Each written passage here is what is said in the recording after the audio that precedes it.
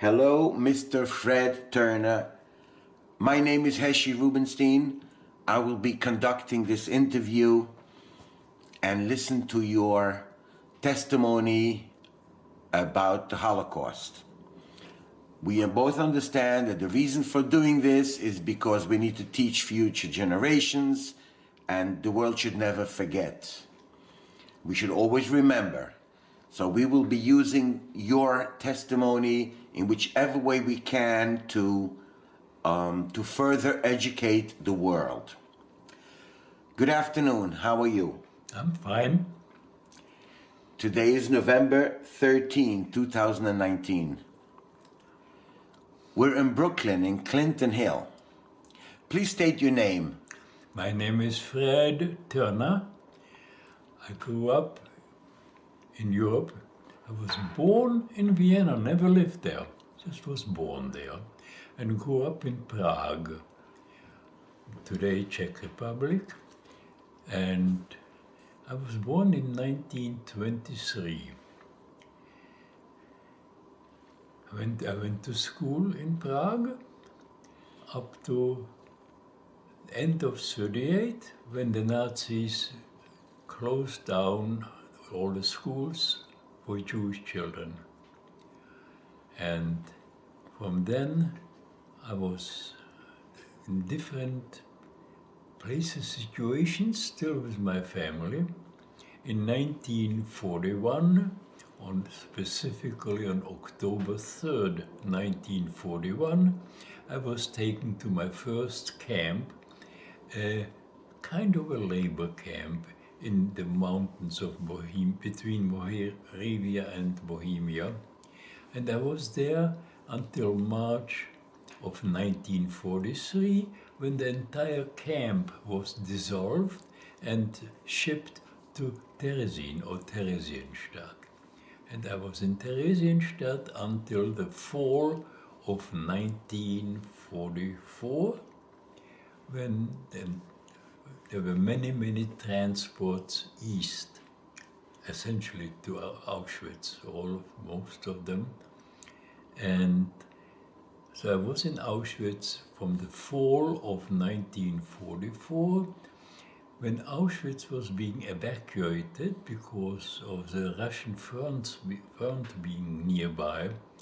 I was put on a long, difficult train ride to a sub-camp of Dachau, Kaufering, and I was there until liberated outside one of the camps, Kaufering 4, on April 27th, 1945.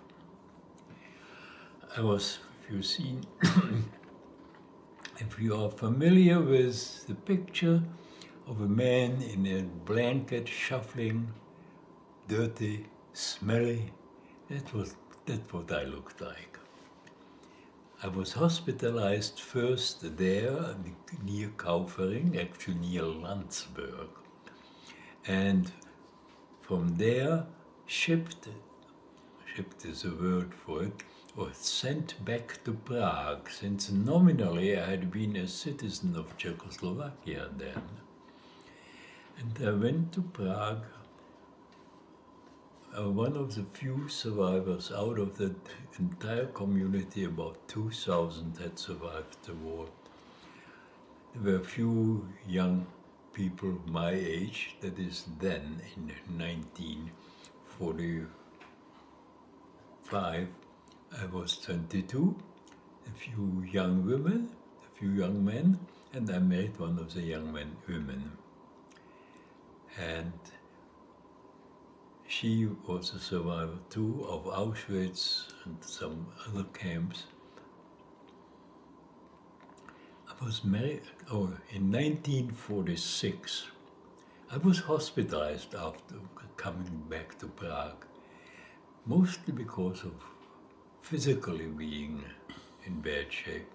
My first wife was not hospitalized, but she was in a very difficult emotional state. And actually today we have names for all of these things, post-traumatic, this and that. bipolar, you name it. She was very suicidal. And at one point in 46, I decided that we should not stay in Czechoslovakia. I was smelling the communists to come in. And I was wrong, because they came in 48. But by then I was in Paris with false papers, the typical refugee from the camps. And you know about the refugee situation after the war.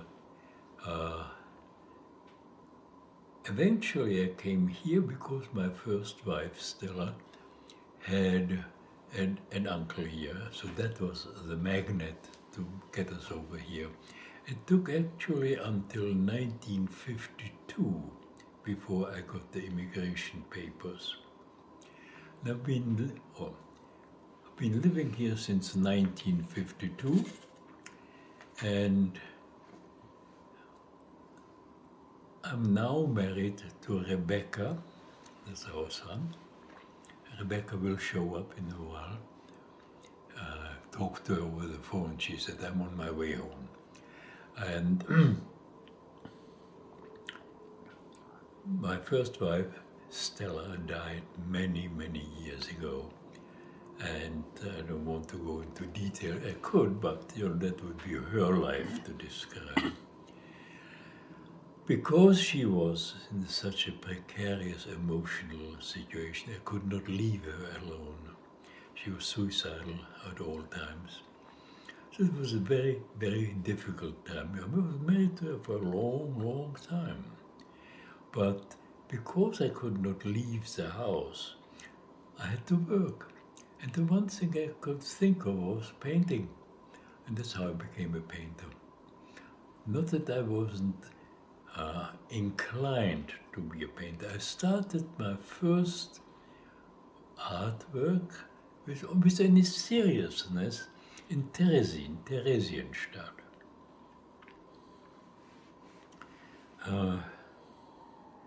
Well, as you can tell, I can talk a mile a minute, so maybe you ask questions. Yes, of course, sure. Going back to, we'll make a step back, in Yes. Prague, as Yes. you grew up. Yes. How many Jewish families do you think, or do you know, lived in Prague? Well, Prague, the exact number I don't know, but the Jewish community was somewhere around 30,000 plus. And out of a city that was close to 1 million people, the question is where do you draw the boundaries? Prague was a typical Central European, not Eastern European, Central European Jewish community. That is, there was a normative Judaism.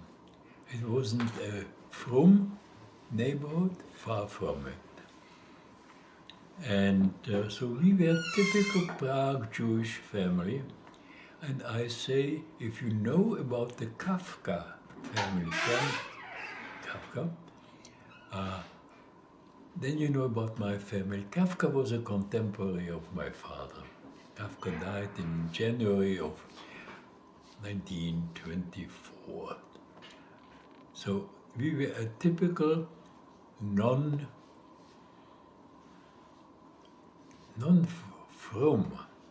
There is the sort of normative Judaism of Prague, depending with whom, what your basic standard is,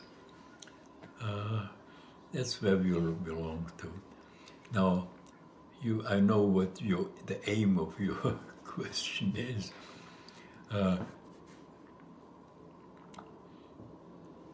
My Jewish education was minimal. The reason is there were no yeshivot for children in Prague. That is, there were no Jewish schools the way they are here.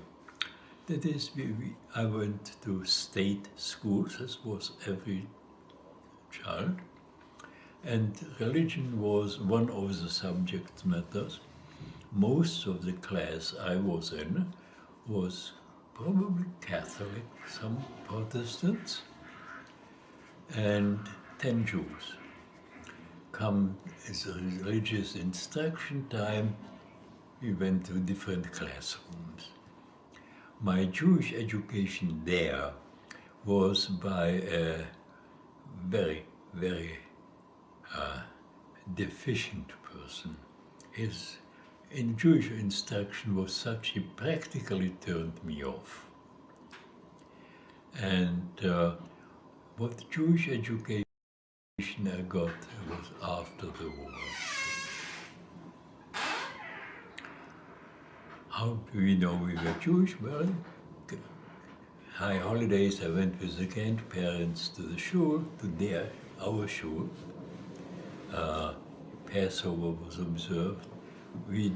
My mother died when I was quite young, and I lived with a family, friends of the family, who were not Jews. They were Hussites. But I was well aware of my difference. I did not. That is, in that family, there were no Jewish observances. There was no kashrut. I don't know how strict my grandparents were. Now, since my mother died, my father did not remarry and lived nearby. We were all living within shouting distance of each other. So we remained a strange kind of a family. We being my brother and I. I had a younger brother. I got a good education before being kicked out. To this day I know that it was a superb education, and it was bilingual, Czech and German. And like Kafka's family, or like Kafka, who spoke Czech at home, but outside spoke German. The Kafka was a doctor of law, so was my father. My father worked in the insurance business, in a way, same as Kafka, who worked for an insurance company. When the Nazis marched in, I don't have to tell you details, all the Jews were forbidden to exercise their profession. If employed, kicked out. If they owned the business, they lost it. So there was that difficult stretch between occupation of Prague. Now, speaking of your father, Yes. What was your father's name? Jan. His last name? Terna. Actually, I was born with a different name, and now the exact date, official change, was sometime in '39. They changed names from Tausig. I was born Tausig, Taussig, a huge clan of Jews in Prague. The telephone book had 2 columns of Tausigs in there.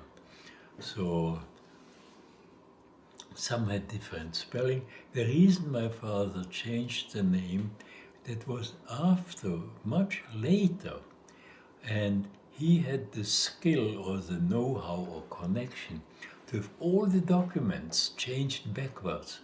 So when the Nazis said, "You're not Terna," my father said, "It's all legal change of name." And they never got the full story, neither did I. All I know is it happened. And what was your mother's name? Lona, her name was Herzog, president of Israel at one time, but a different branch of the Herzogs. So you only had one brother, one younger brother. One younger brother, yes. So you mentioned that your grandparents also lived nearby. Yes. What was your grandfather's name?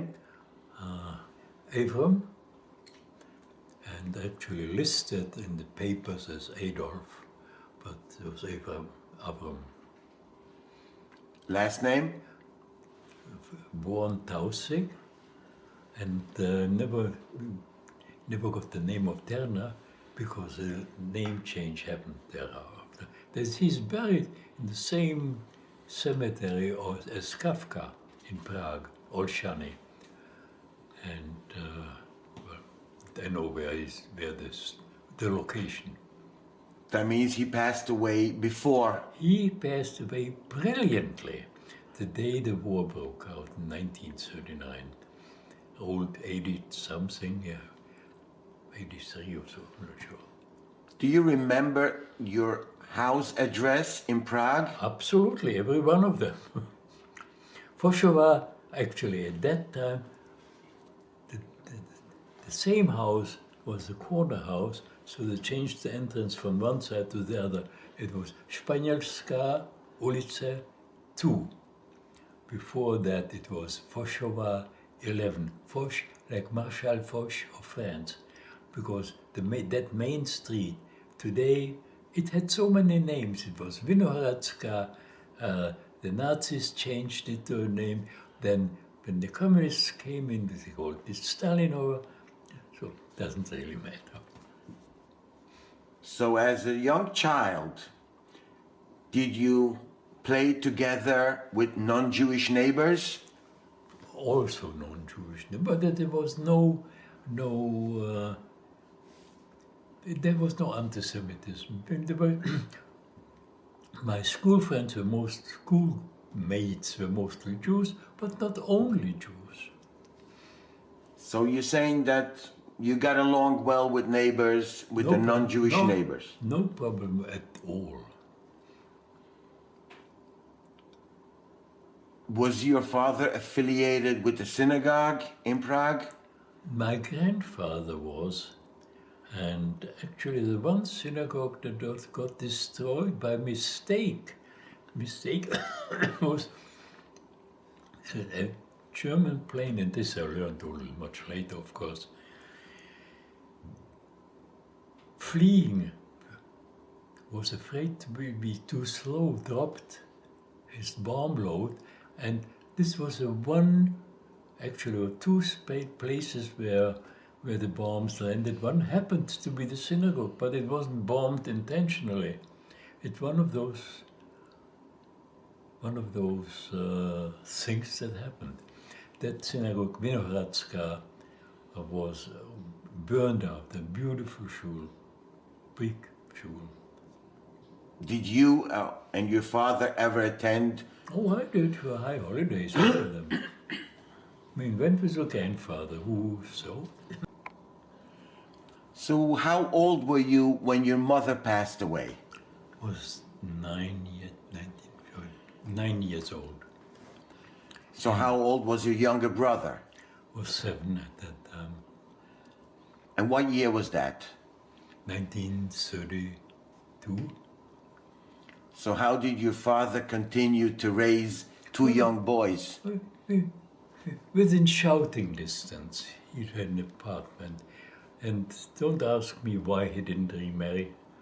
You know, a 9-year-old doesn't ask such questions. Oh, so you lived nearby your grandparents? Yes, they all lived very close by together. All within 5 minutes or less of Španělská number 2. So now as the war started and when the Germans entered your city, describe please how it happened and what happened as they came in. In Yiddish we say, how did the Tsarist start? Well, the Tsarist started way before, because we were well aware of what's going on in the world around us. That is, if you know the map, I'm not sure how familiar you are, Bohemia, at that time Czechoslovakia, was surrounded on the north and on the west, and part of the south with Germany. That is surrounded by German-speaking territories. Way south was Austria, and farther east was Poland over Slovakia, and Slovakia part was on the Hungarian border. So Czechoslovakia was an island of comparative democracy in a sea of dictatorships. Now, from the day that Hitler took over in Germany in 1932, politics was a daily conversation. This was constantly being discussed, talked about. We were very, very much aware of it. I, as a child, was aware of Nazi Germany all the time. So it was not something that was new to us. What was new to us was until 1939, we were not directly affected by it. Now, when the Nazis marched into Czechoslovakia, which was on March 15th, 1939, things changed very, very rapidly. That is, the entire Nazi racial Nuremberg laws were imposed on the community. Now this is now a sidelight, we tried to get out, nearly impossible, even if we could. And my father was one of those guys men, who took care of an uncle here, a relative there. It was part of the clan. And with the usual cohesion, I don't know about the financial part of it, of course, but he was sort of as a kind of an important family member. People came to him when there was tourists. And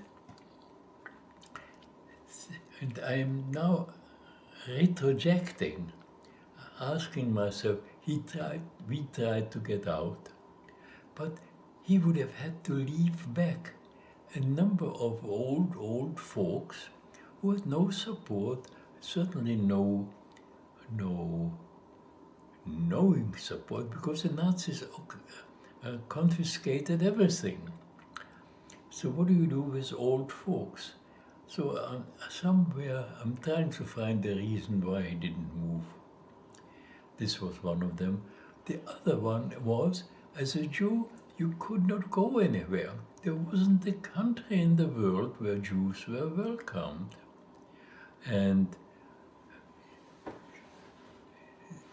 Israel didn't exist.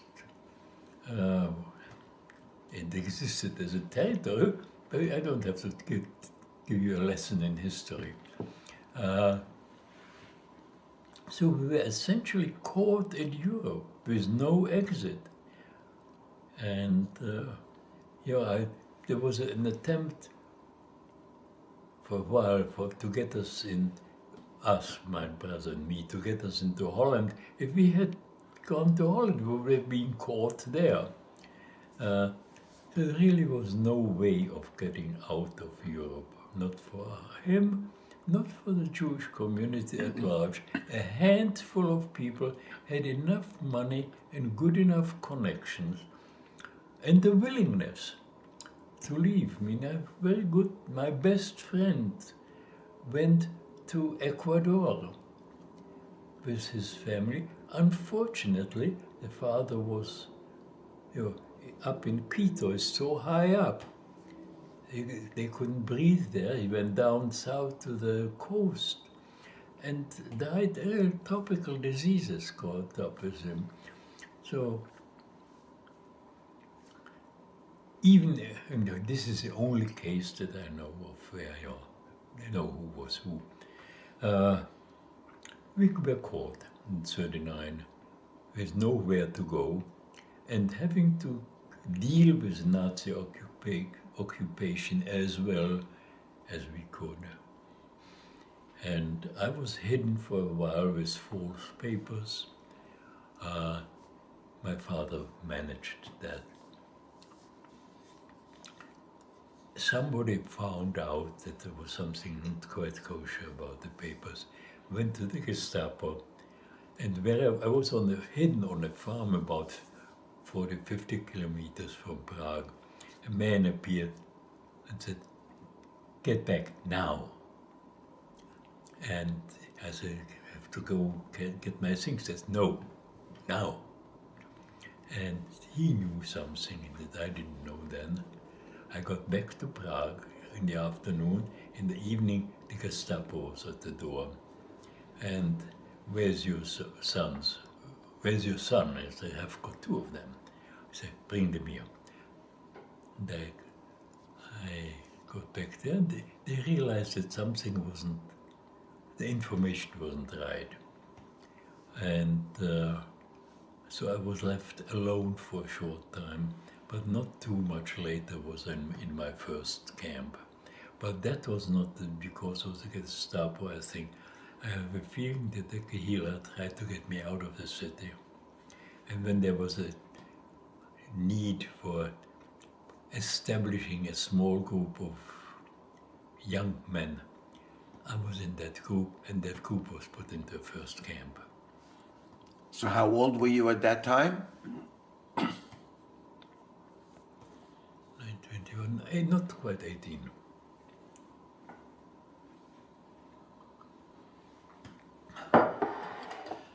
And your younger brother was how old?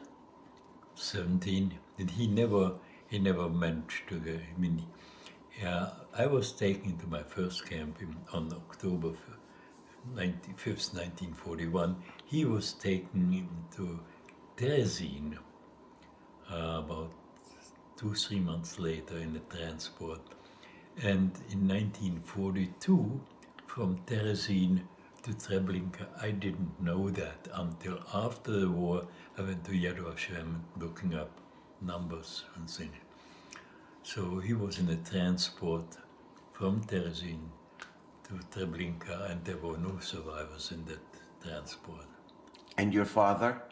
My father was taken to Auschwitz in about the same time I was from Terezin, and no survivors there. So you were not together, not with your father and not with your younger brother? With my father was a short time in Terezin at the same time.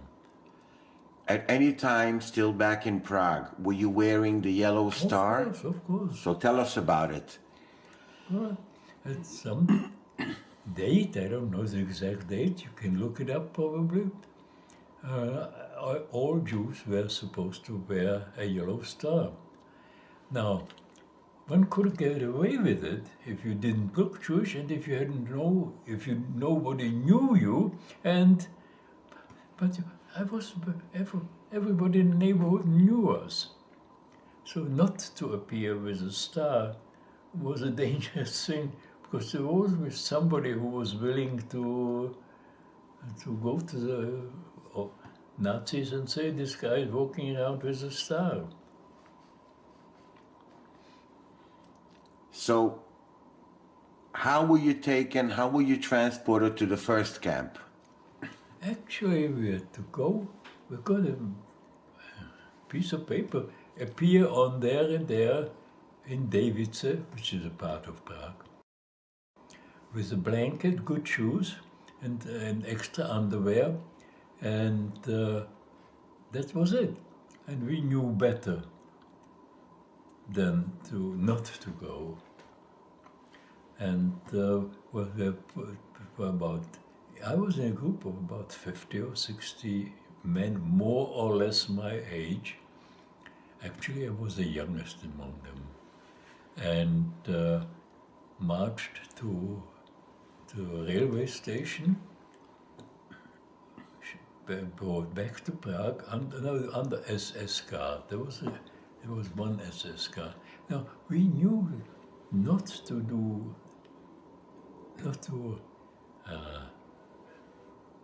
react too strongly, because I knew families at home. If I do anything, they'll go after them. That is the first camp.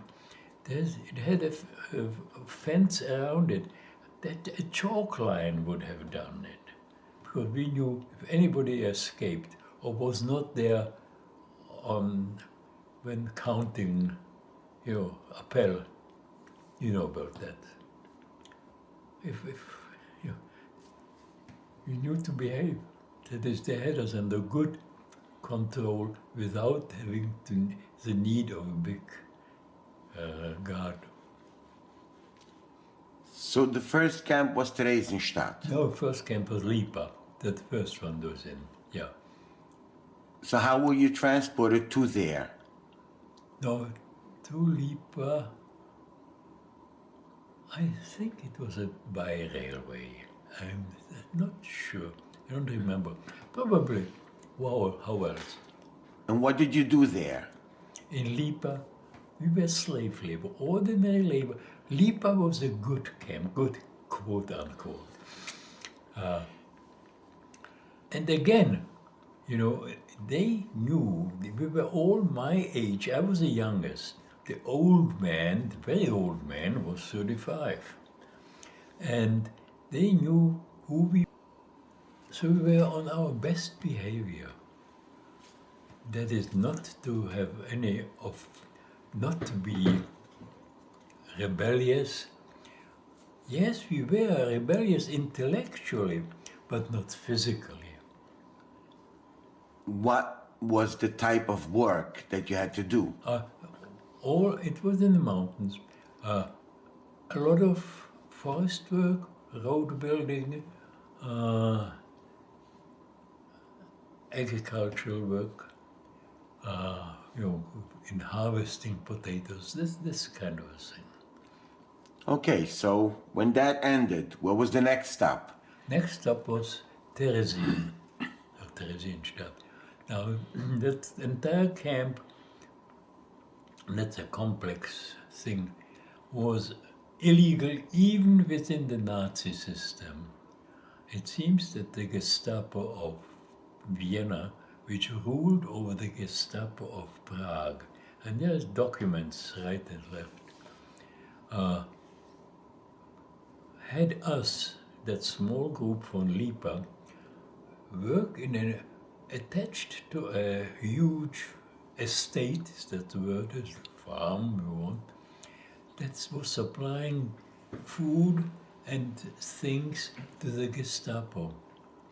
And it was outside their system, even the Gestapo system. So it was a little extra on the side.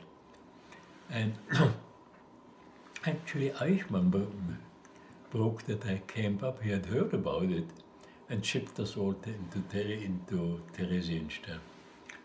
So it is very complicated. It had to do with internal Nazi Gestapo system. That was one of the reasons nobody got killed there, because there was a quiet agreement. We won't give you any trouble, you don't give us any trouble. And it worked. Okay, so the next stop after Theresienstadt. Auschwitz. How were you transported from Theresienstadt to Auschwitz?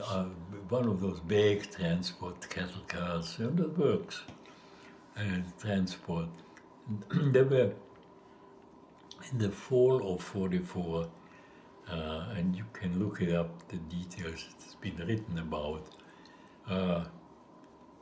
Terezin was being evacuated is the wrong way, but reduced from about anywhere from 30,000 plus to 10,000. They tried to liquidate it. A car, a typical situation. You have to explain to you what it was like to be jammed into a car. Yes, we need to hear from you how it was to be jammed into those cars and the situation in those cars, the conditions in those cattle cars. If you be in those cars, some had cars that still were old passengers cars, but most of us were cattle cars.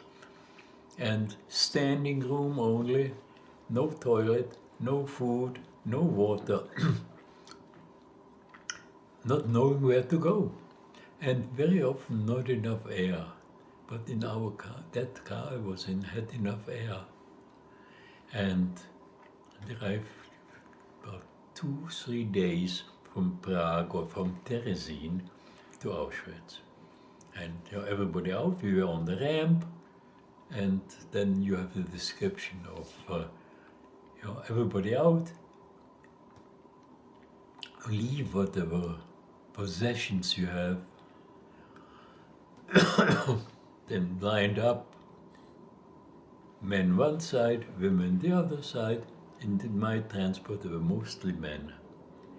And marched by what we today know was Mengele. And I was 18 years old, so I was sent this way. So after you went through the selection by Mengele, Yeah. and you were sent to work, I mean to No. the right side. Yeah. No, it was in a camp. Actually, that entire group was housed into what was called the gypsy camp, a sub-camp, one of the units, because that's where the gypsies were before they were guests. And I don't know how long I was there. No work, but no food, the usual, no, not enough water. After you passed the selection by Mengele, as people say, you were showered and shaven and so on. Please tell us how that was, how that went. I could tell you, but I don't like to go back to that time. We didn't know what was going to happen. On arriving in Auschwitz, up until we arrived in Auschwitz, I didn't know where I was. Then one knew. And then it didn't take long to realize that we were the lucky ones to have not gone into the gas. And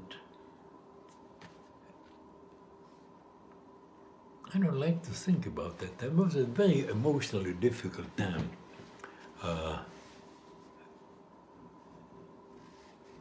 The bunks in Auschwitz, and we didn't know what was going to happen. We didn't stop thinking, but somewhere we had to shut off the emotions. And I don't like to go back to that time. I really don't even like to talk about it too much. It was a very, very difficult time emotionally. We were still alive, still not starved to death. And not knowing what would happen. Now, most of the survivors were people from Prague or Terezin. So we still had remained a kind of a community of sorts. We didn't talk much about it, we just had to roll with the punches. Did you know what is happening in Auschwitz on the other side? About the gas chambers or the crematorium? Oh, yes. How did you know? Pretty much upon arriving there. There were the capos, some of them Jews, very few of them Jews, and they were, the meanest of them. These were criminals who had been appointed capos, and if you didn't, their threat is the wrong word, but they tell you better do that or you wind up in the chimney. That was the final destination for most people. And so we knew very, very quickly what Auschwitz was like. And as a young man, how did you accept that, emotionally? I didn't accept it, I just lived with it. You were just aware, this is what it is. And try to cope with it physically and trying to be aware of what was going on. Very often the question, where am I? And even At any time, you didn't know where you were physically. One of the things I learned very quickly is you need to know where you were physically. And I felt that one need to know in case I manage to escape, where do I go? Now, that question existed at all times.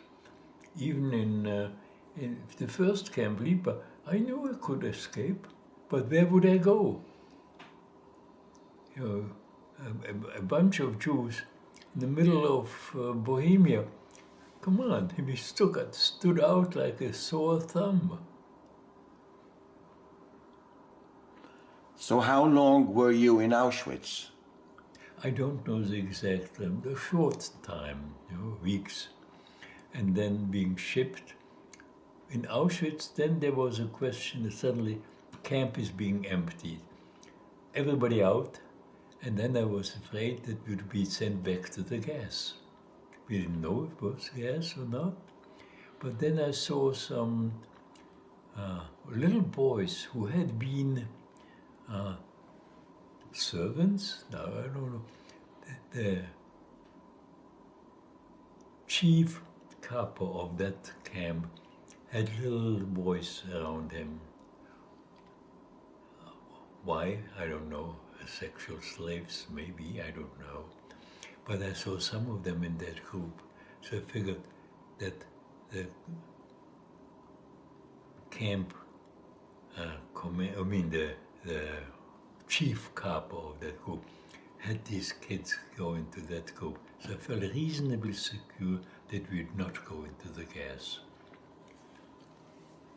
Did you, at any point in Auschwitz, witness any Nazi brutality, beatings, killings? Yes. So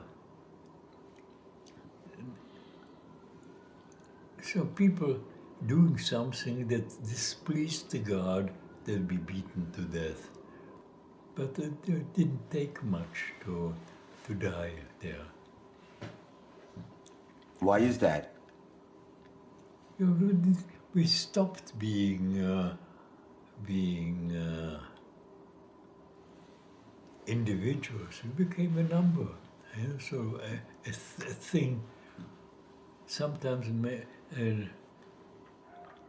a guard would just dislike somebody's face and kill a person. How would they kill? Usually beating to death. Did you witness any torturing or hanging? No, I did not. Yeah, I was in one camp.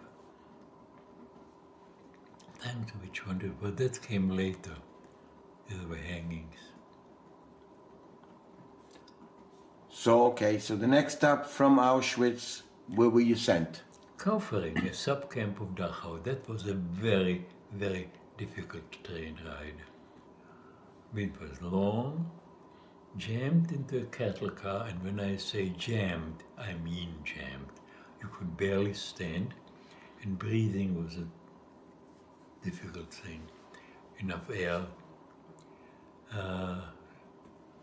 no toilet facilities, so somebody would collapse, fall on the floor, covered with human waste, smelly urine.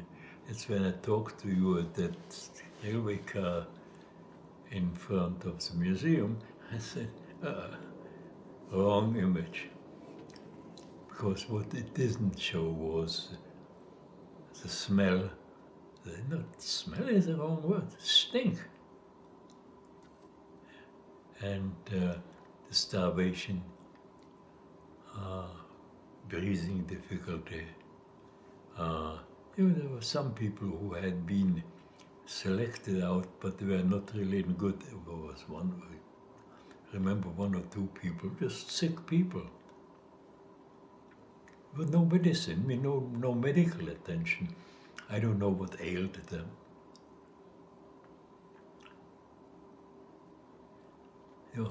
You realize that I'm blocking a lot of stuff, and I'm aware of it, and I'm doing it to some degree consciously. You know, talking to you about these old things is not easy. And, you know, even when going out to talk these days, I know that I have to, they need a day or two to recover. No, this will set me back for 2-3 days and then I know it, but it's done all right. Okay, so in this transport you arrived to the camp named Kaufering number 4. Actually, it was a cluster of camps near Landsberg in Bavaria. And on the River Lech, building what the Nazis thought would be underground factories.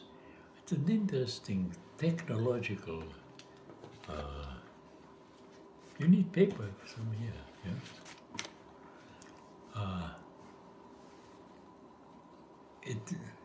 Geologically, that area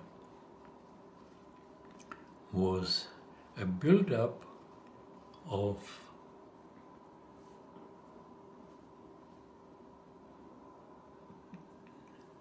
after the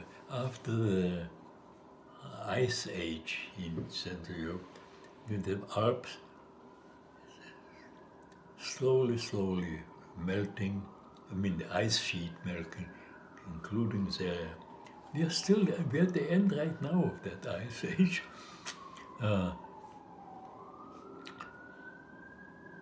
The area slope underneath was essentially sand and gravel. It was not solid rock. And because of that, one could dig into it. And the Nazis did something that is described in some place. They did, if you can think of a huge ditch this way and this way, actually taking out the soil in huge machinery. It's like earth-moving equipment and continue. And so they would take it out and pile it in the middle between the two, do I describe it the right way? Those two ditches is a wrong word. Deep, laying long excavations and pile it in the middle. So the end result was soil, down, mountain, soil, and what was in the middle, that piling up of the two areas, was a basic shape for a roof that was being built. First a very thin one, just to shape it, and then heavy cement, 10 meters in places, so that there would have been a huge hangar, a huge working area underneath that excavation. Then the sand that was, the mold was pulled out and piled on top. So there was that excavated area, a cement roof that's very, very thick, and with soil on top of it. So from far away, and I understand only one of these really was completed, was in the middle of many other hills, another hill. And the idea was, it was planned to be factories for Messerschmitt, whatever the name of the planes were. They never managed to finish it. So this is what we did. It was mostly construction, carrying sacks of cement, carrying heavy equipment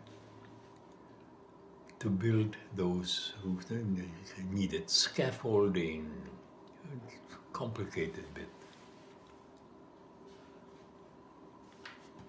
So it was hard labor. 12-hour shifts, no food, or very little food. And now we had to walk to that area. The camps were built within walking distance of those working places. And a long walk. Now you have to think of it, it's winter, no food, striped pajamas as clothing, and getting to the work, no food until you get to the working place.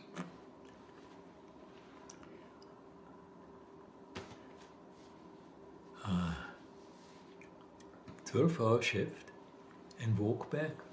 And they get back into the camp and be counted again and again. So people died like flies, just from exhaustion.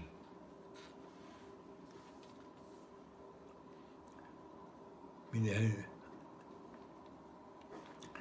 I got, there were epidemics, and I got one of flectifus, so that is typhoid. And I think the Nazis were very much afraid that it would spread, so we were not, but we were still needed at that time as slave labor. There was no way of building these things except by slave labor.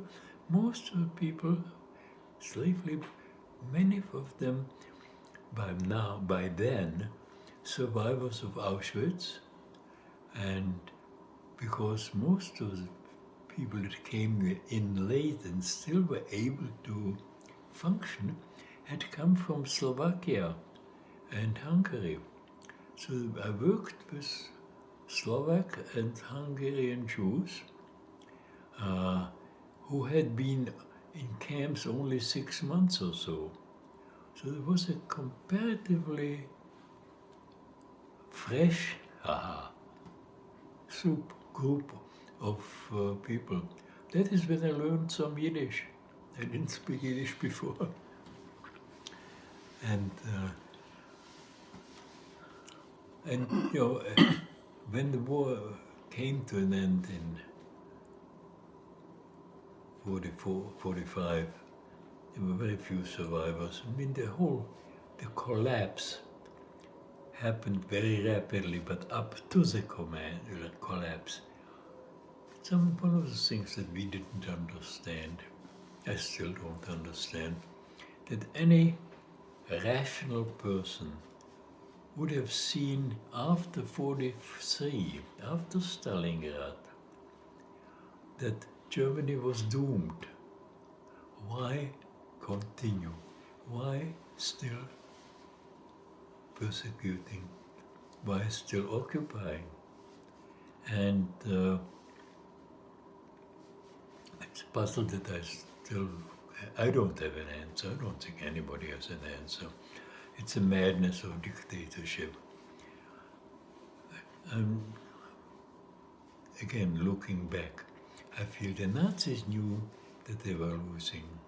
But the one thing they could do is, one of their goals was a Judenrein world. So they managed, one of the things they saw as a success is killing Jews. And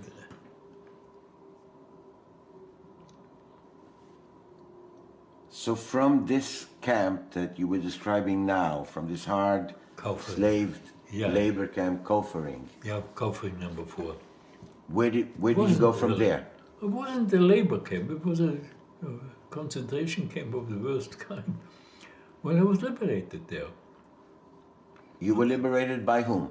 By the American Army, Patton's Third Army, as they were sweeping down from central Germany by then towards the Alps. The Nazis seemed, and again that is stuff that I learned only afterwards, that they would resist around Berchtesgaden, that is so hold up. I mean, the kind of insanity is something that I don't quite understand. No, nobody understands. Why keep fighting? Why keep killing? Why keep occupying when the collapse was inevitable? It was a question of time. And on some level we understood that yes, and I don't know when it became quite obviously close. That is, I knew when the invasion happened, we followed it very closely, to the extent that we knew. So the question still was, why are they continuing? And the irrationality of a dictatorship. So you were liberated in that camp. Not just outside that camp. There is a long story how that not long story, but fine details. Was it a death march?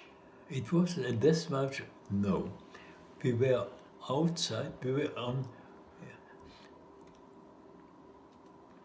When Kaufering 4 was liquidated, they cut the fences, and there was a railway line running behind it. And I can show you the map where the railway line was. And I was afraid that they would shoot us or send us somewhere else. And I found a piece of iron. And when we was put into that railway car, I made sure that I was sort of at the end of that group. And you have to get the situation: night, cold, noise, shooting, dogs, SS screaming. A very, very dramatic, noisy situation. We pushed into that car, and I had grabbed a piece of iron somewhere along the way, just instinctively. The reason I took that is, and I know, because I was afraid that we couldn't, if it was so jammed we couldn't breathe, I could punch a hole somewhere. But when I got into the car, they tried to close those sliding doors. They were not ball bearing gates, sliding gates. You see the same, yeah. I jammed the door, so it wasn't quite closed. They figured, they'll give me some air. Actually, it was enough to squeeze through. The train got attacked by Berlin. The train got attacked by fighter planes, American fighter planes. That was on a railway line that went south from Augsburg. During the night, American fighter planes saw a train moving. They shot it up. In that train, very, very few survivors. All of them concentration camp inmates. The planes didn't know, obviously. The train came nearly to a stop, and it was still winter, snow, and the railway line was on an embankment, so there was snow right and left. I took my friend Tommy and threw him out that window, out of that. I knew I needed somebody to help me to get up, and I jumped after him and fell into snow. The planes kept coming, shooting it up, and I think there were 2 people who had no scratch from the shooting, Tommy and I. Tommy's coat, the striped pajama, was sliced in half in the back. Something had happened that tore it, and I didn't get any. And was the train moving as you jumped out? the train was nearly still. And then the guards came out, and they were scared too, of course. The guards were in front, there were little cabooses attached to the car. So they came out and somehow got the train moving again. That train arrived in Auschwitz, in Dachau, a day or two later. I know all that today. Most of the people in the train were dead. All inmates of Kaufering camps. And I tried to really, the train moved on. And there was Tommy and I, a few other people had jumped out of the car. Many of them wounded, but I figured we better get some shelter somewhere. And I knew too, by then I knew on one side was a forest, and on the other side was the floodplain of the river Lech. That's where the embankment of the railway runs along. So we decided, Tommy and I decided to risk rather crossing that empty space than going to the forest, which we knew how deep it was, didn't know how deep it was. So that was sure there's, now mind you, but then we hadn't eaten for 2 days, bad shape physically. We were promptly picked up by soldiers, German soldiers. They were young people who had been drafted at the last moment, 16, 17-year-olds. And under the command, as I like to say, an old man being 60, who, they were all scared, they didn't know what was happening, because you could hear the front line in the background. And that plane obviously was a route for an advancing army, tanks, I didn't know then. They wanted to shoot us, then the old man said, no, I can't do it, I'm in command here. And at one moment, they disappeared. And the American army moved through. So that's when you were found by the American army and liberated. Yeah. So where's your striped uniform? Where is my uniform? Gone. Well, I didn't. It was picked up. We were not, I didn't have lice. Lice had me. To this day, I have scars on the shoulder.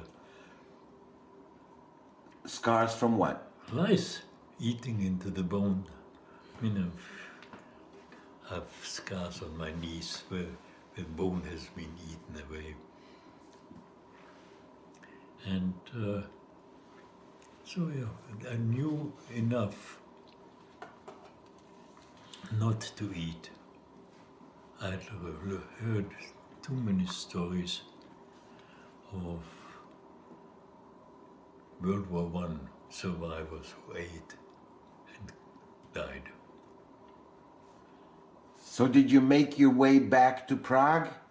No, I was hospitalized there and eventually was shipped back to Prague in a stretcher. A part of the way in a stretcher. What did you find when you got to Prague? What did you find? Nothing. Nobody. And first I arrived at the railway station. I knew how to, I knew Prague inside out. Went on out. What I had was, you've seen pictures of people with a stick and a satchel on. That was me. And I went That was one upsetting thing. I wanted to go back to the house where we lived. And the concierge, how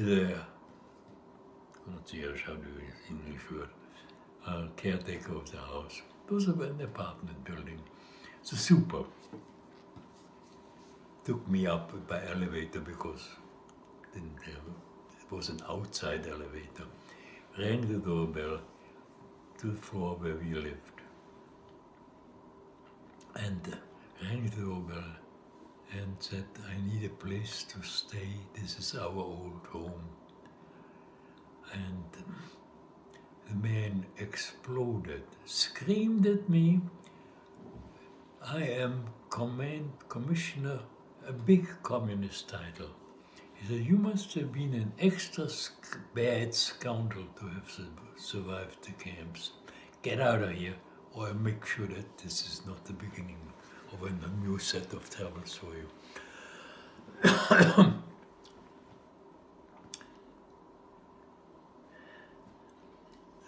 The super took me back down and said there was a young lady asking for you.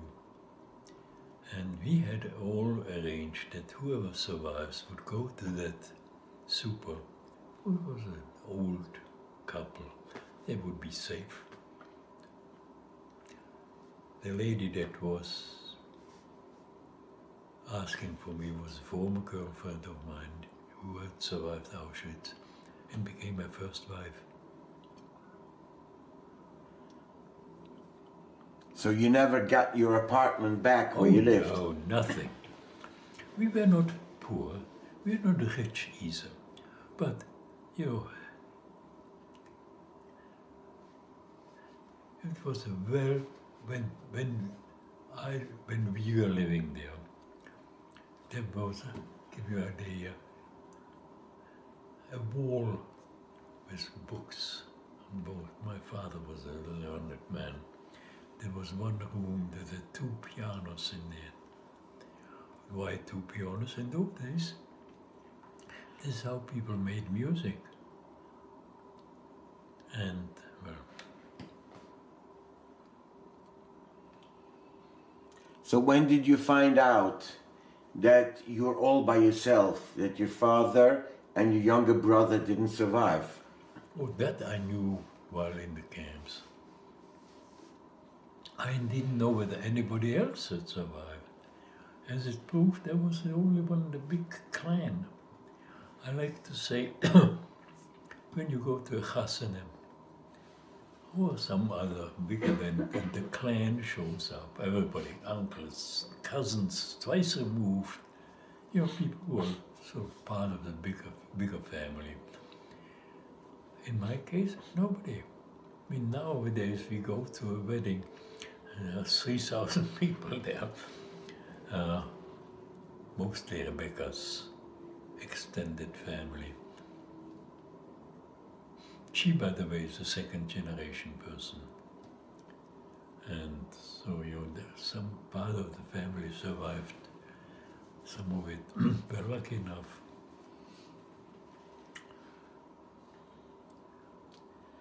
So. Okay, I guess that's your survival story. And is there any message that you have to the world? Be involved, learn, don't forget. That's my conclusion at, you know, whenever I speak, I say, you've, particularly the schools, I said, remember that on, and as I mentioned the date, you know, today it will be November the 13th, that you met a survivor, and then remember it and tell your grandchildren. There will be that you met a survivor. It will be 7 generations after 1/3 of my people perished. So I said, be involved, remember, and learn. Do you still have nightmares Oh, yeah. or hurt feelings of back then? Oh, yes. So the days are easy, the nights are difficult. So my wife, whenever she says good night, she says sweet dreams. So, you know, I've accepted it. This is the way it is. That's the price I pay. But I do what I can. It's the price you pay to survive. Yes. Not a price, but you know, that is my function. The way you go around making movies. And painting. I'm lucky. Painting and listening to music keeps me going. So we really thank you very much and appreciate you giving us your time. Well, gladly done. And all this is for a good cause, so we wish you well. Thank you. And good, thank you very much. It was a pleasure and an honor to meet you. Well, thank you for listening to me. Good morning. How are you, sir? I'm fine. Thank you. Please state your name. I'm Fred Turner, T-R-N-A, and I now live in Brooklyn. And I've been here in this country since 1952. And where are you from? I grew up in Prague before the war, and that's where I went to school. That's where most of my family came from, and I'm the only one that survived. Where were you during the Holocaust? Oh dear. For a while I was hidden, then I was taken into my first camp on October 3rd, 1941, the camp inside Bohemia. I was there until March of 43. Then I was shipped to, or the entire camp was shipped to Terezin. I stayed in Terezin until the fall of 44. And